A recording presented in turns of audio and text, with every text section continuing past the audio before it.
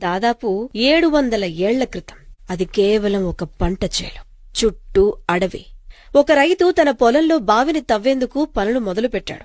ఏదో కూసింత లోతుకు తవ్వేసరికి అక్కడో పెద్ద బండరాయి అడ్డొచ్చింది. ఏమిట్రా అని చెప్పి సునిశితంగా చూస్తే ఏదో అమ్మవారి ఆకృతిలా అనిపించింది. వెంటనే భక్తి శ్రద్ధలతో పూజ చేసి, సరే తీసి ఇంకో దగ్గర ప్రతిష్ఠిద్దాం కదా అని చెప్పి సిద్ధమయ్యాడు. బయటకు తీద్దామనుకున్నాడు. ఇంచు కూడా కదల్లేదు. నా ఒక్కడి వల్ల కాదేమో అని చెప్పి గ్రామంలోకి పరిగెత్తుకుంటూ వెళ్లి అక్కడున్న వాళ్లకి చెప్పి దగ్గర 100 మందిని తీసుకొచ్చేశాడు. అందరూ కలిసి ఆ అమ్మవారి విగ్రహాన్ని కదిలిద్దాం కదా అని చెప్పి మళ్లీ ప్రయత్నించారు. కాని ఇంచు కూడా కదల్లేదు. దీంతో అమ్మవారు అక్కడే పూజలందుకోవాలని చెప్పి కోరుకుంటున్నట్టుగా భావించి రేణుక ఎల్లమ్మగా అమ్మకు పూజలు సలపటం ప్రారంభించారు.